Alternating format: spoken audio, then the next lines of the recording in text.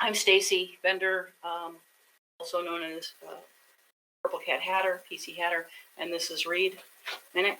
Between the two of us, we've written several books. This is Worldbuilding, and let me just jump right into it. Worldbuilding is an environment where plot takes place, and it's used to enhance the story.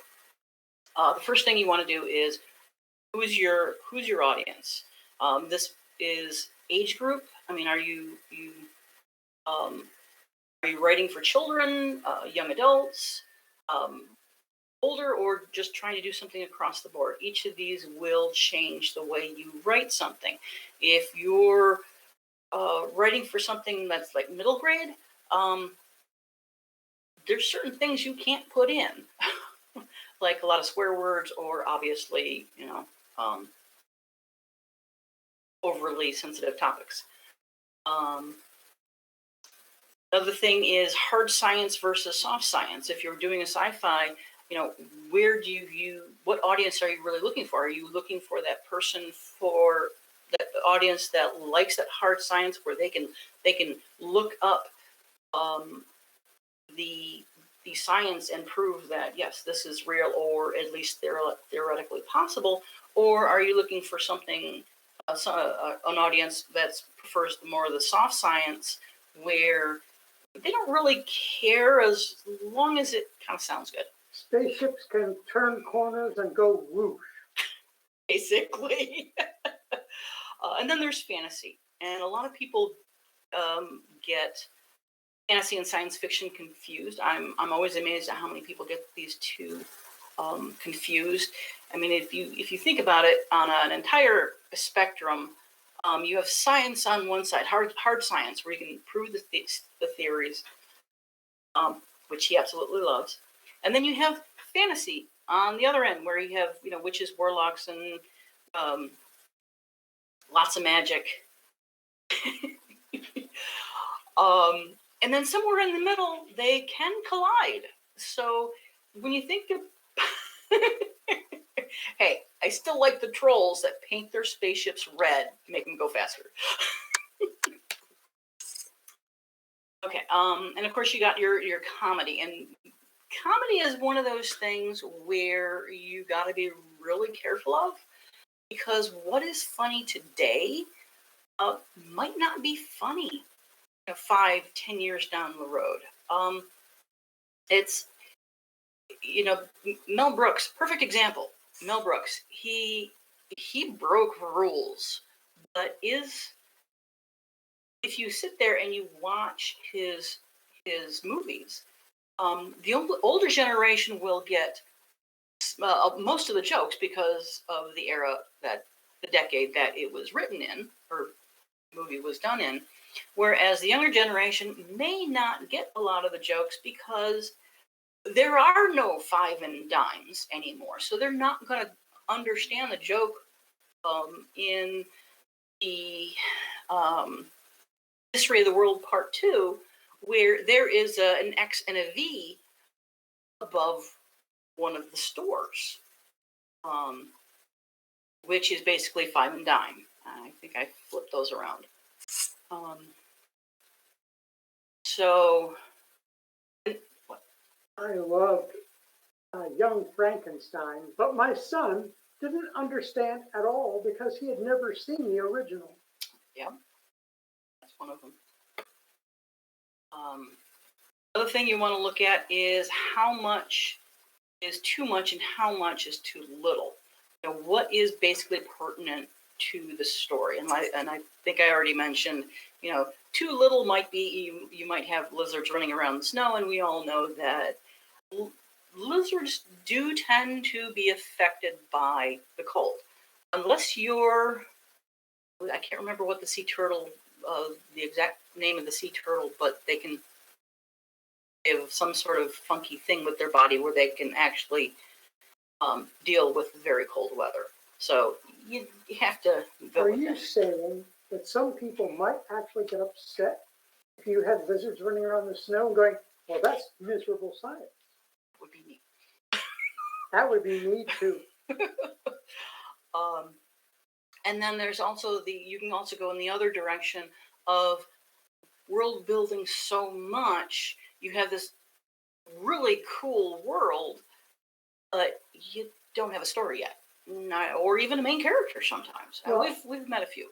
it's fine if you want to write a dictionary for a brand new language you're going to invent. So what if it takes you 3 or 4 years and you haven't written a single line of story yet? And yes, your audience will never ever hear any of these words. But think of the satisfaction of having written a dictionary. Basically, is it pertinent to the story? And that way you won't get hung up on going too far. How much do you really need to do for your story? Not crazy.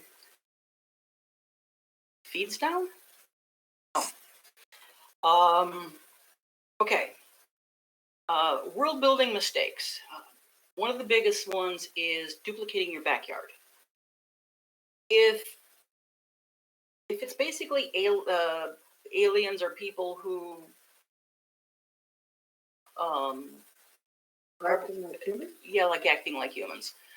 I mean, I think several people have already said in previous panels today that when it comes to the furry fandom, there is all these other senses, better hearing, better sight, nocturnal versus daytime, sense of smell.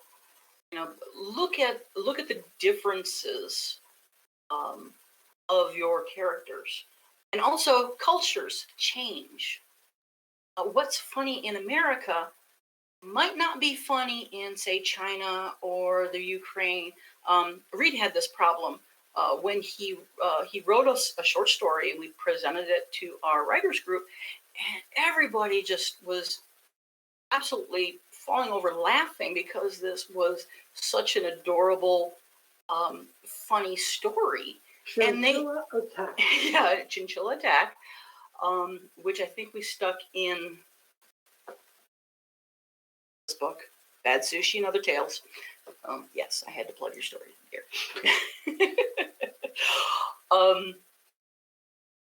But there was one lady who was actually from the Ukraine, and she took it too seriously. And she was a very, very nice lady, but she didn't realize it was a comedy because she couldn't relate to the things that the typical kid in our country would kind of know.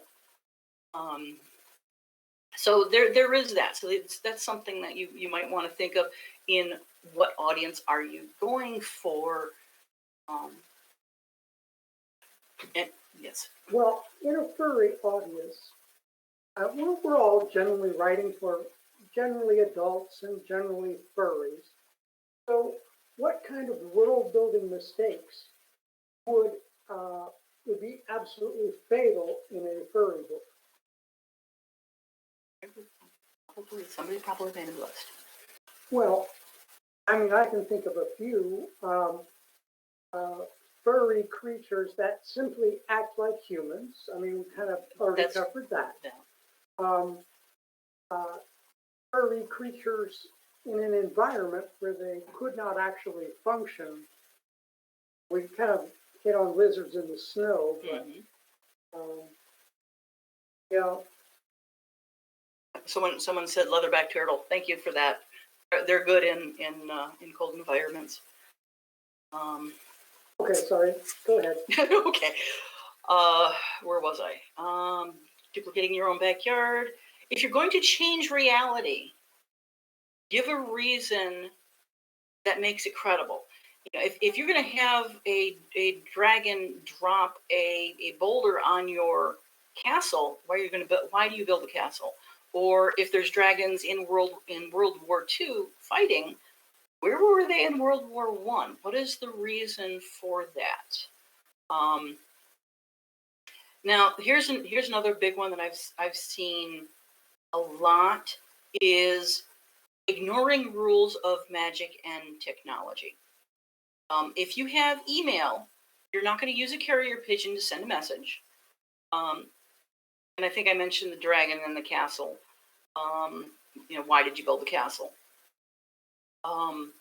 So there's certain things there, and if you, as a writer, make up a particular a particular rule, you do want to stick with that rule. Like the 6 months you spent on Pantherin wanting to break the rule that you made, and I kept telling him, let your character use his brain because that is his strong suit. He's not going to be able to fight an 8-foot lion, anthropomorphic lion. Yeah, I spent like months trying to figure out how to do a fight scene between a human and a 7-foot tall lion. And you know what? You can't. And I wasted all that time. But you got it in the end. You did okay. All right. Another mistake is if you have a multi-species world. I always tell people, lose the human ego. You want to, what makes the character different? What makes them unique? What makes them weird? If every species acts human, they're basically human. So that's in the furry realm. Of course, that would be smell, hearing, eyesight, and all of the different attributes going with whatever species you have. And I guess utopian. I know dystopian is might still be a big thing now, but utopian. No one ever agrees on anything. If you have siblings, you know this for a fact. And usually, when somebody makes a quote unquote utopian society, there's something sinister underneath it. But I have seen stories where someone tries to make everything utopian, and it doesn't really work. Now, that being said, you can also use some of your mistakes to your advantage. One of the stories I wrote is called Ursa Kane, and my devil's advocate, God rest her soul, she passed away last year.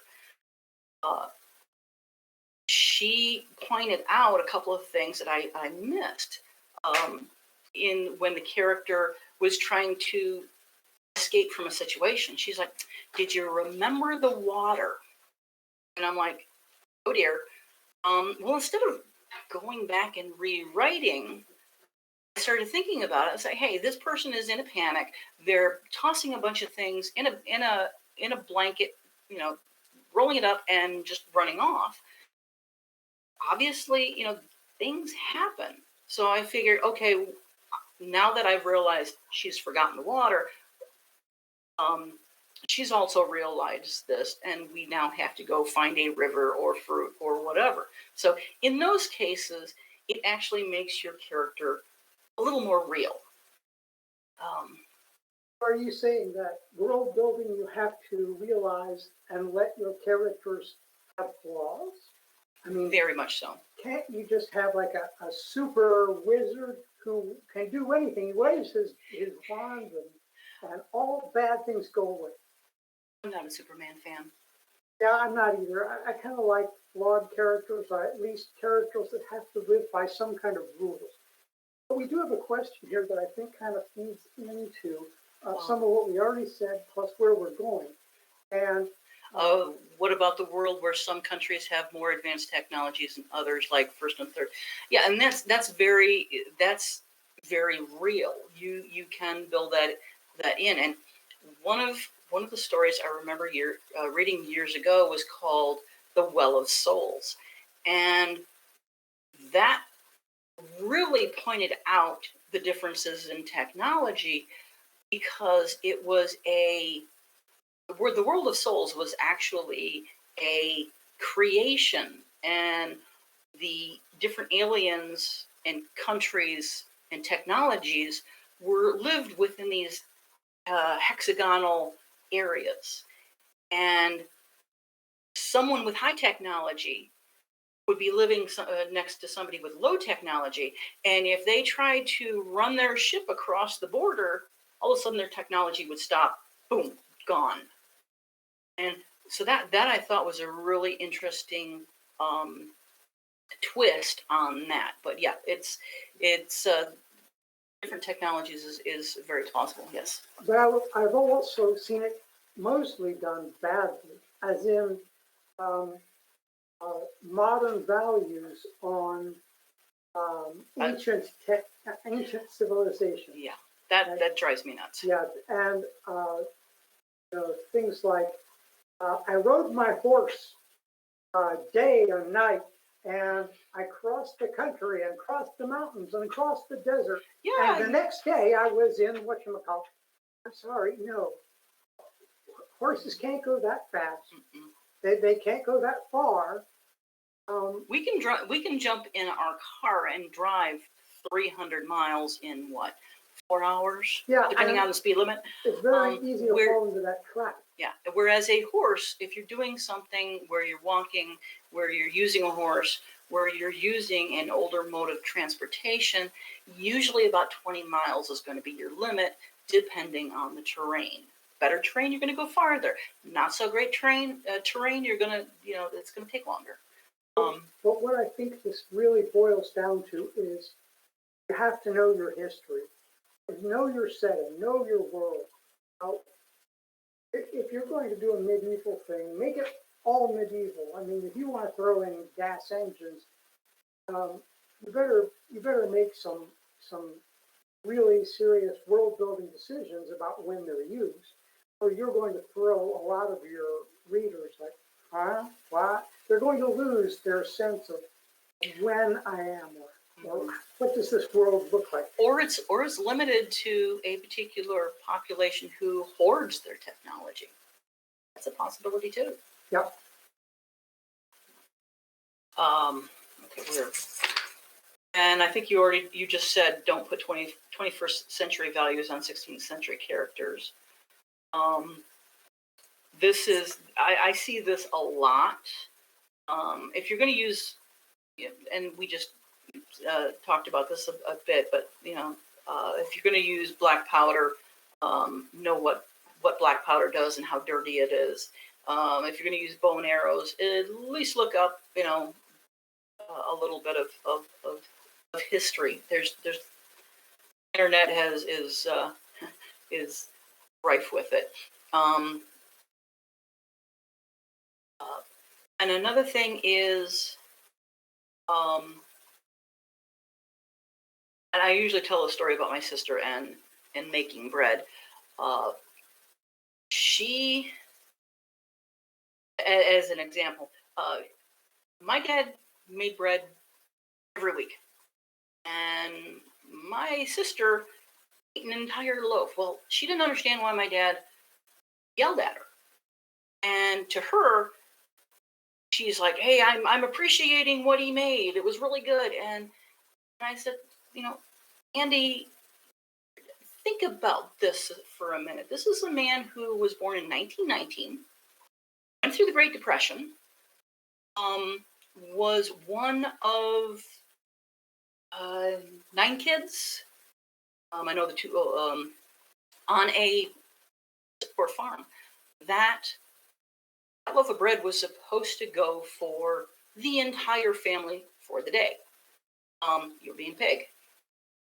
And she just couldn't get that through her head. She was like, well, why doesn't he get over it? Because we don't have to worry about that. And it's like, that's his reaction. That's hardwired into him.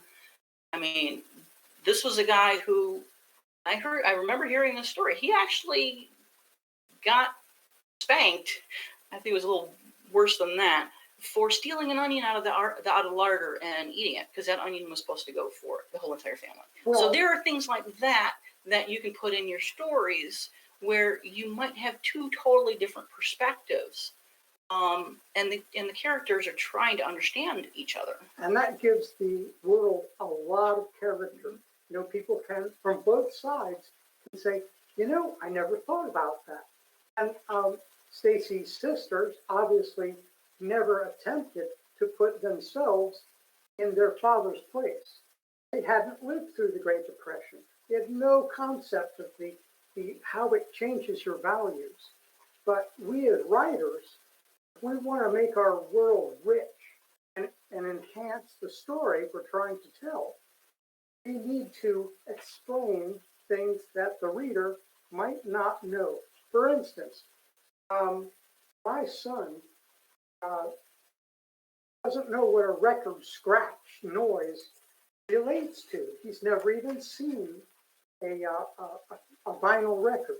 And he doesn't get the ah when he hears that noise. Of course, we do, or at least brain muscles like me understand. Oh my gosh, that just cost me a week's worth of money. That it's gone. Um, so if you're going to put cool stuff in your world, remember who your audience is and what you need to explain. Yep. And I always tell people history is a wonderful template. And I'll explain a little bit more near the end. But I'm not one of those people who, I don't like reinventing the wheel. If I have a situation, I will look at history and say, okay, what can I do? What can I pull out of a real world situation and tweak it to what I need. Like in my Savine series, there's a book called Sons of Amethyst. I knew what I wanted for the ending, but I really wasn't sure what I wanted as the storyline until I read, I believe it was called Garden of the Beast. And I thought, well, what if Hitler actually did succeed? What would that world look like? So I kind of used that template. Yeah, and it was a very dark. It went a little darker than I meant it, but it was a dark story. Okay, where is your story taking place? Is this has a lot to do with things. Is it going to be in the past? Is it going to be in the present? Is it going to be futuristic? These are all things you needed to take into consideration. Level of technology, and yeah, what is the level of technology in the country that your main character is? Is it going to be different than across the border, or of any of these things? And by what I mean by technology, it means more than just computers.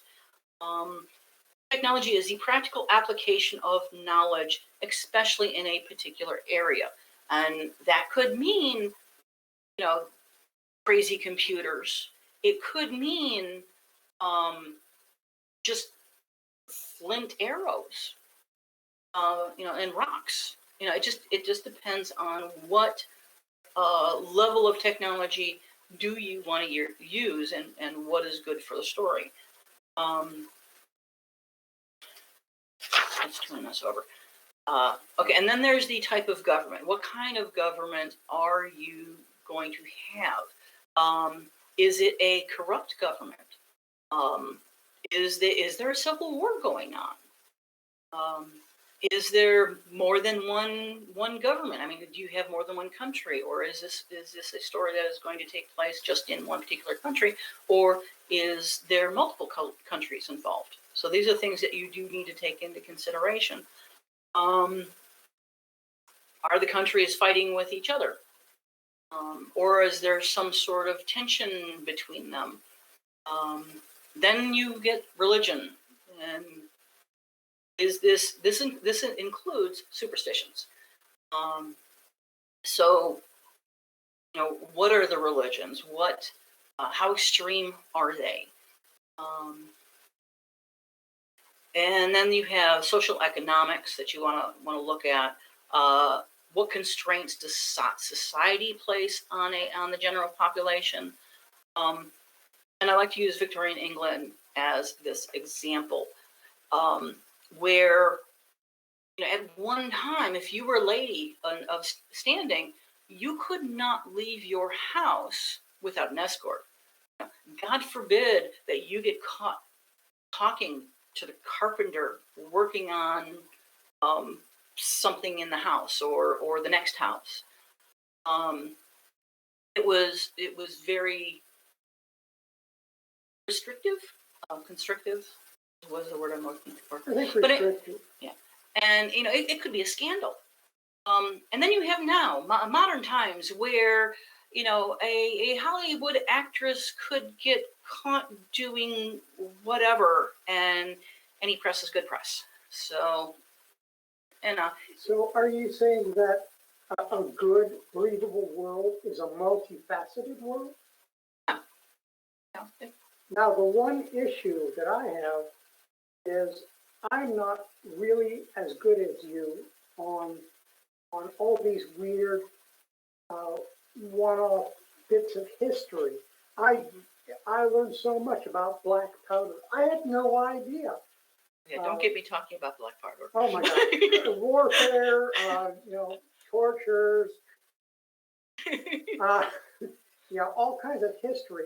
But it makes, if you already have a template, if you know enough about a period of time that suits your story, and you throw in all these elements, it makes the world come alive. You actually feel yourself. You're learning, you're looking around and seeing things you didn't know before, and you understand how this affects your character and why this time, this place, uh, all these factors feed into the story. Yeah.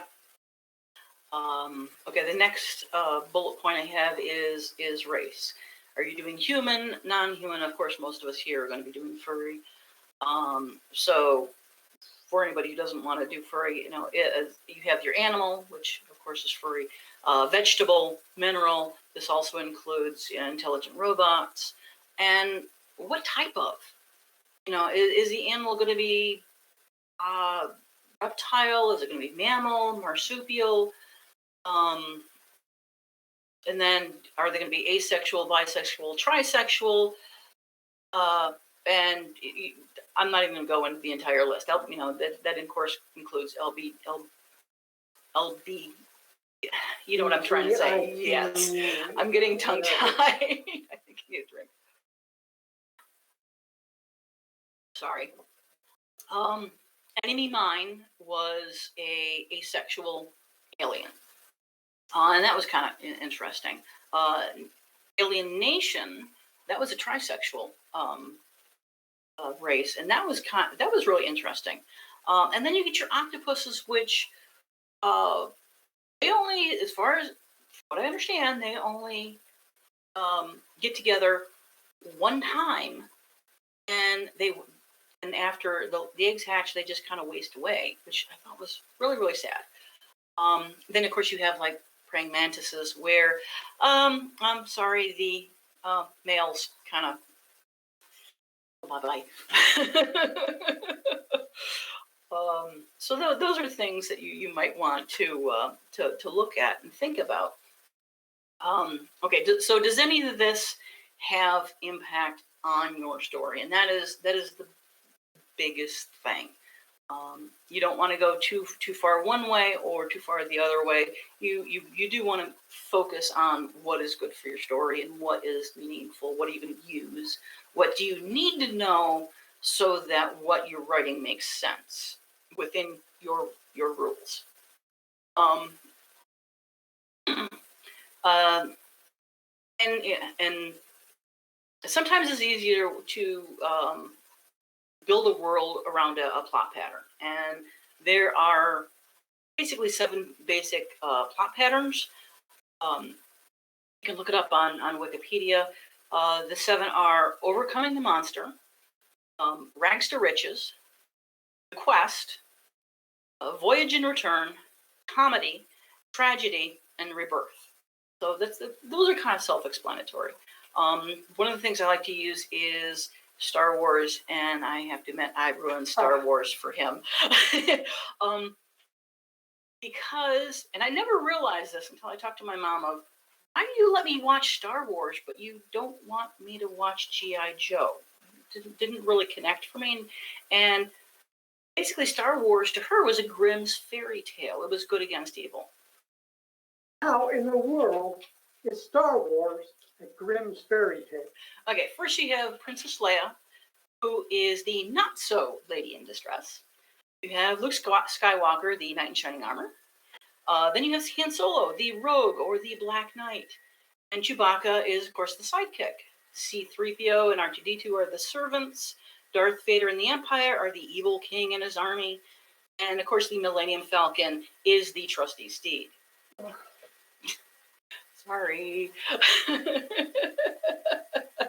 And this was all set in space.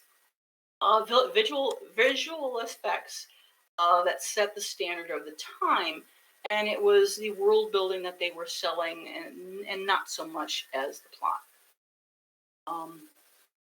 So plot points. These are the four main things that you really want to think about when doing your story, and that is, who is your main character? What does he, she, it want? Why can't they get it? And what is the consequences if they can't get it? And if you answer for those four main questions, you're already doing pretty good.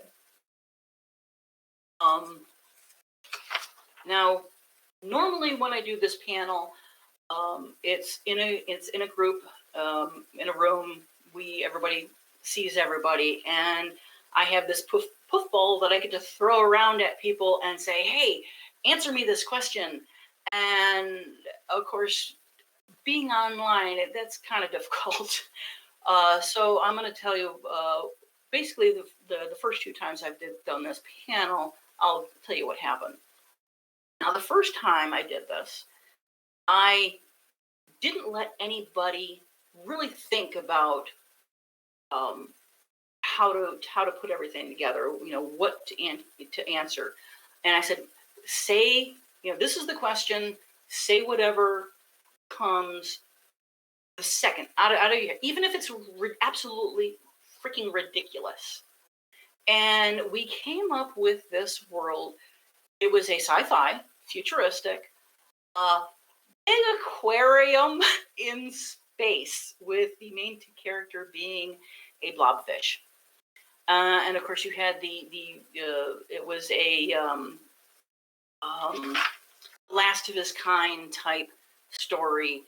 And it was really funny because we kind of melted his brain because everybody was trying to figure out how to make this story work.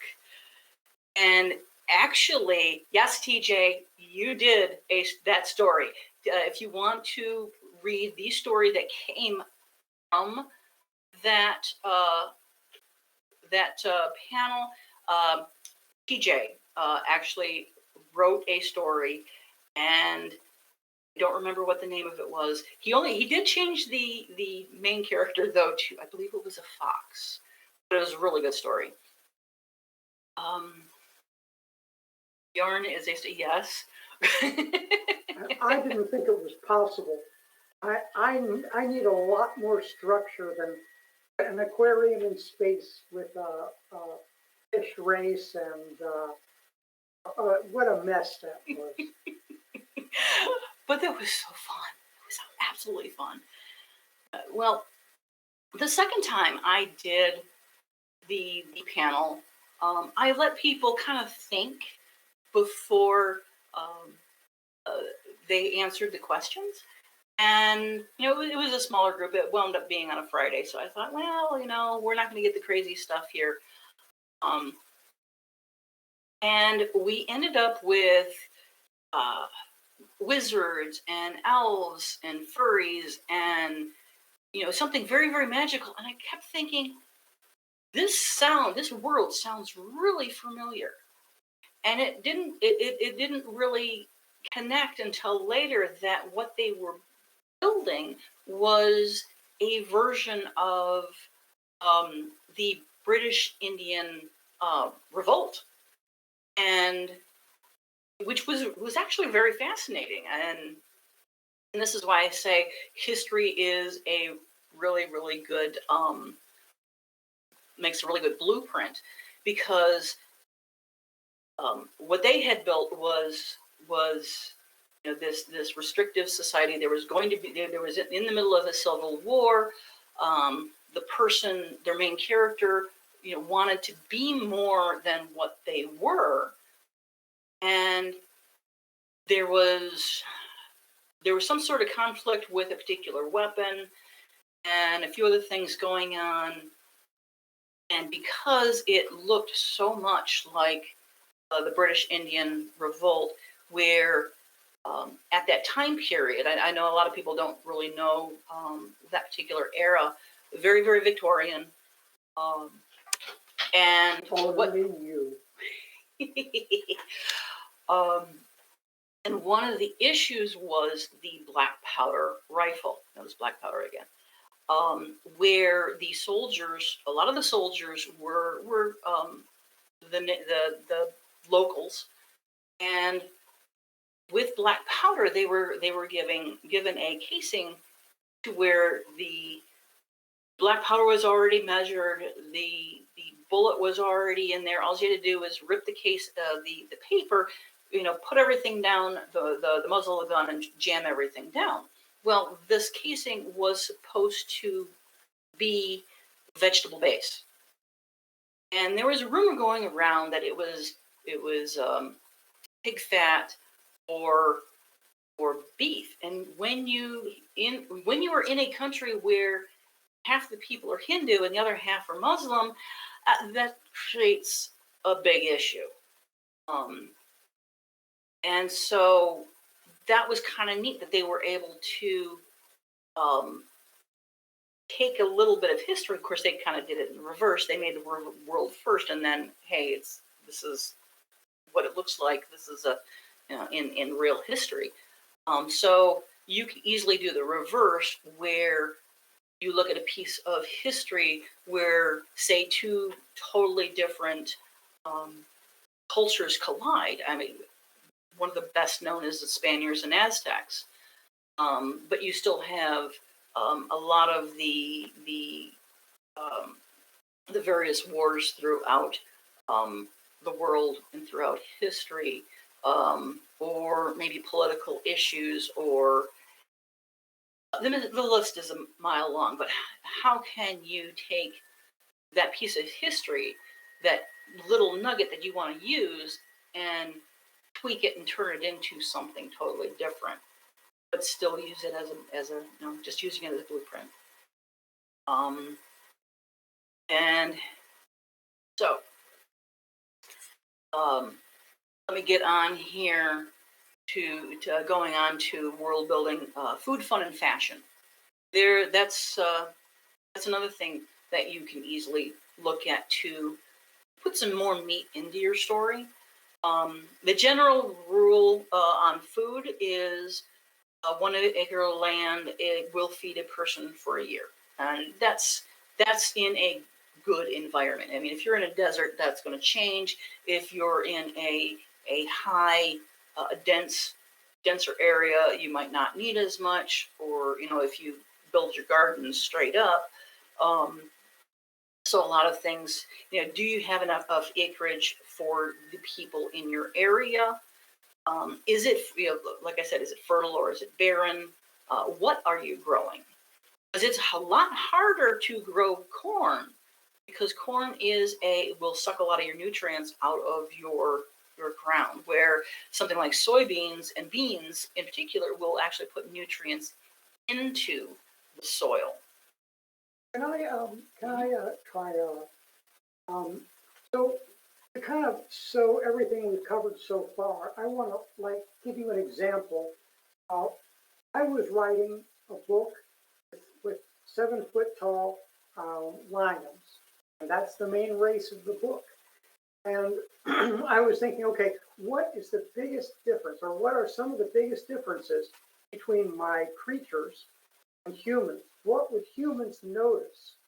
I mean, if we both eat cereal, I don't have to tell you, if you open the box, you pour it in. No, what's different? All right, so my cats don't go to a grocery store. They hunt. So what's going to be different about them? Are they going to have a religion that says thou shalt not kill? I think not. So what is their religion? What are their values?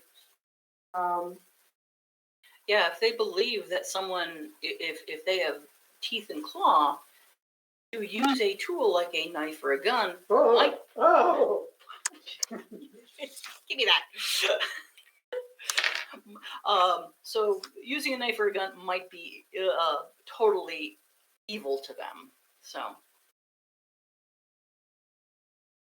okay, go on. okay.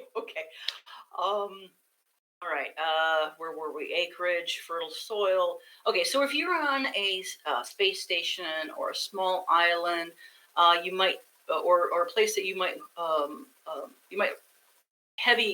rely heavily on imports. Um, Interesting historical note. Yes, I love my history. Britain rationed their food, especially meats, for 9 years after World War II ended. Ended. In the U.S., we were like, yeah, okay, whatever. Rations are gone. The war's over. What we do? Because Britain was an island, they didn't have everything that they needed, so they had to rely a lot on imports. So they still ration. I can't imagine having to ration for 9 years after the war is over. Okay, so space stations. Does your space station or ship have a greenhouse? Or do they have a processing plant for algae, plankton, and other high energy items? Processing plants. Oh, that is such a... He's talking about some of my poach parodies. I know one of the earlier today, someone was talking about what does the predators eat, because then you got your herbivores, and do you really want them eating salads, or do you want them doing predation? One of my favorite furry books is I always get his name wrong. Wasteful Death. Oh, yeah, Wasteful Death. St. Pierre. Oh, yes. And he basically had a hunting. You could go hunting for your dinner, but you had to pay a tax on who you killed. So if they were, the more prosperous they were, or the more beneficial to society, I should say, they were, the bigger the tax. And I loved his world building. It was absolutely fascinating. Well, when I did I'm still in the middle of doing my poach parodies. I think 7 of them, which are out there at the moment. I did not want my main character, who is a tiger, running around trying to figure out how to get his dinner. Otherwise he'd probably be going after mobsters, and that would be no fun. Well, sort of. So I figured out I decided on a processing plant where anybody who passes away gets sent, first to a corner if it's a non-natural death, and then to the processing plant. And so you could be alive tomorrow, get shot, or die a natural death, and next week you're on the deli special. It works, sort of. I do a little icky, but so yeah, that's some of the things that and Soylent Green is on my list. Okay, so if getting back to space stations or traveling or whatever, if you take food supplies, will it be TV dinners? Will it look like the International Space Station, where you're kind of, some of it is out of a tube and some of it is rather normal. You can actually look up the International Space Station, and the food that they eat does look rather normal. It's just they have to prepare it differently, and the ease of preparing in a zero gravity environment can get interesting. I'm not. I know we have about 10 more minutes, and then we're going to go into publishing. So I'll try and run down this really quick.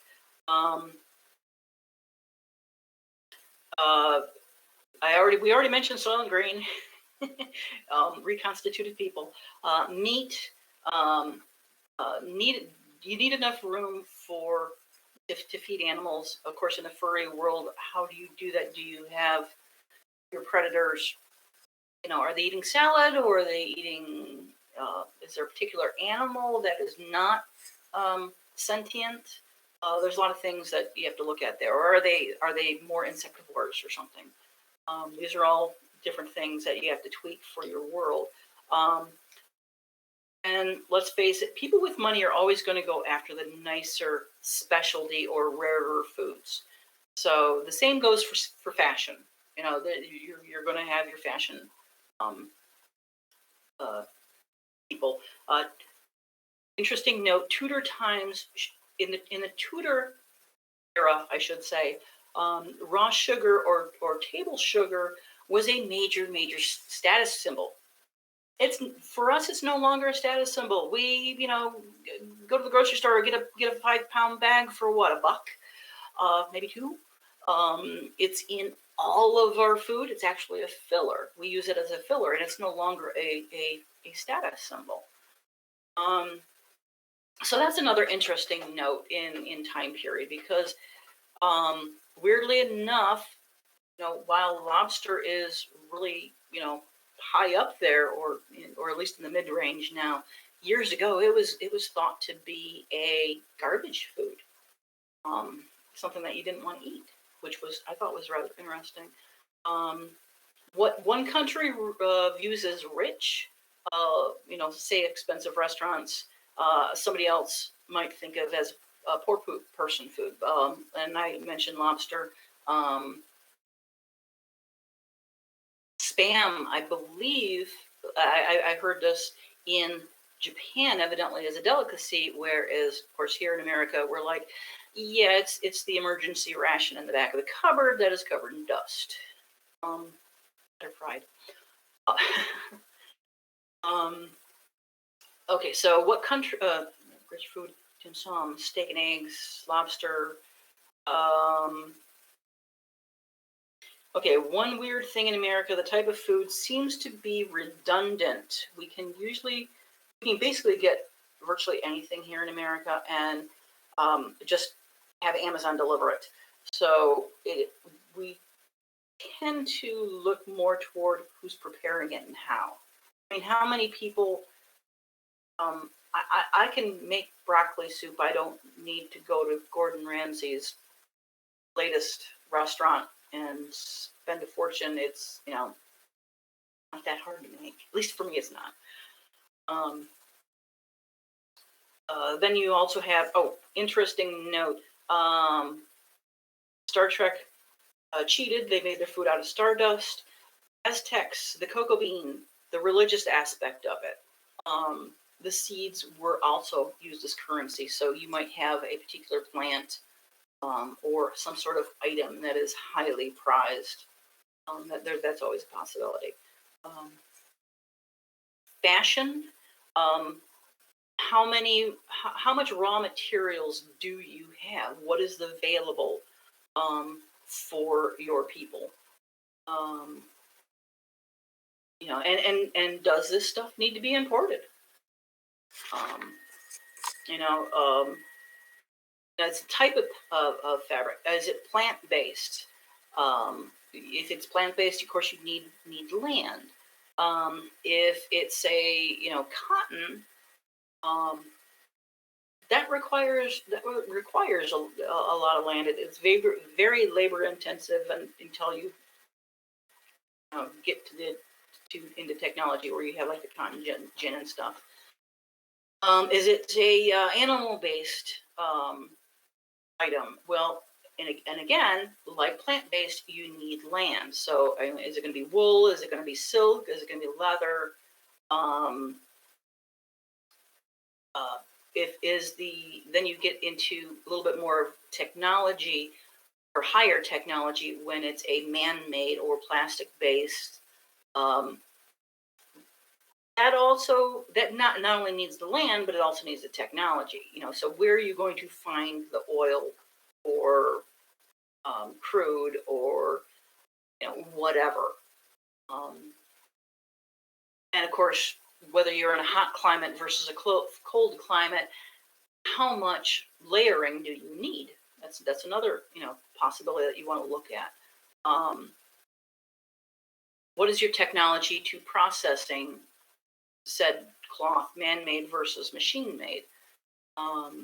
Things were a lot different, 100 years ago. Where Well, okay, actually, this is an interesting example right here.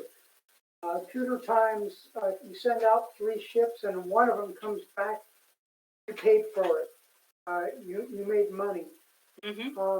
Yeah, spices used to be locked up. Now, there was no going to the dollar store and buying a jar of spices.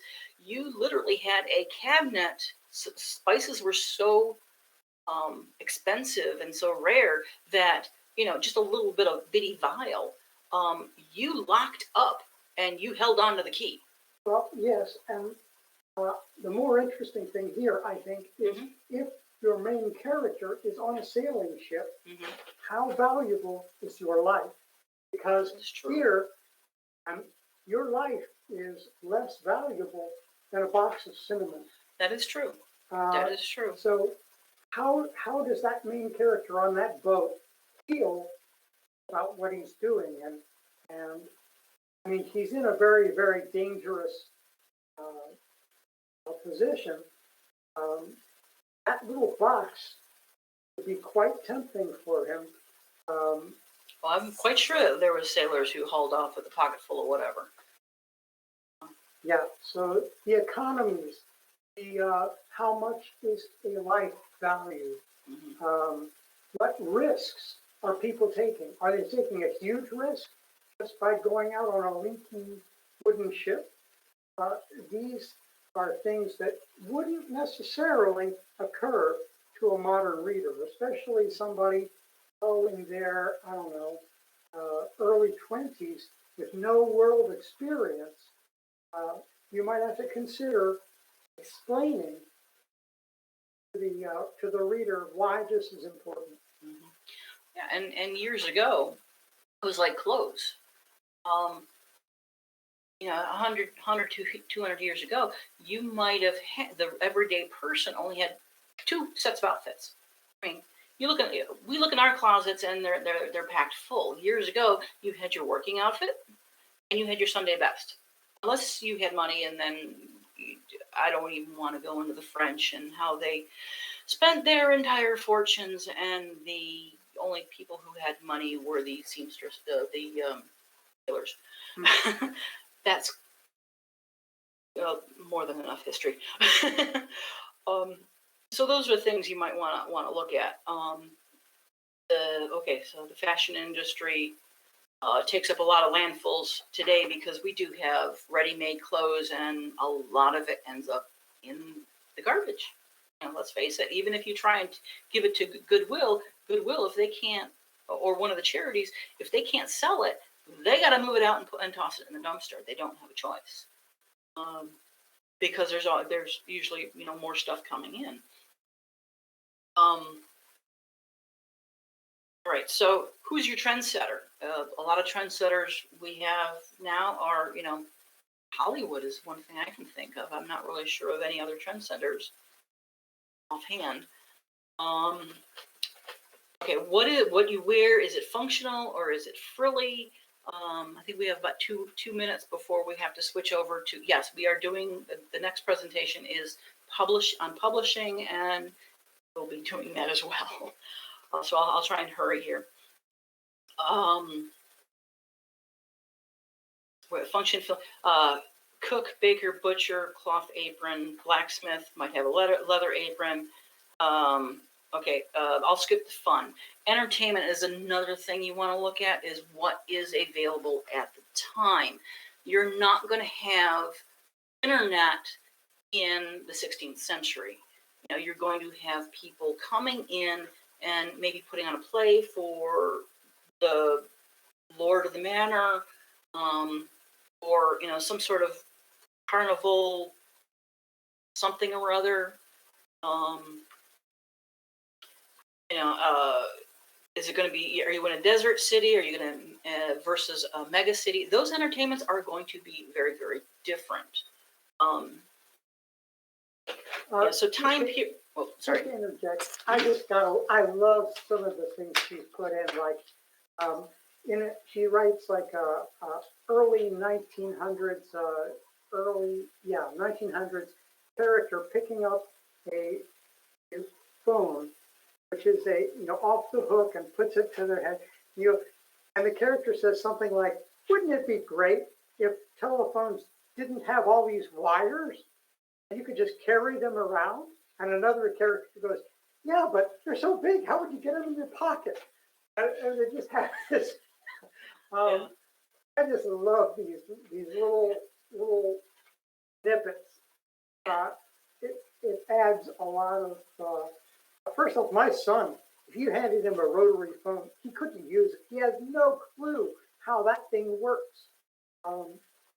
So these are things that make the story interesting and alive to the reader.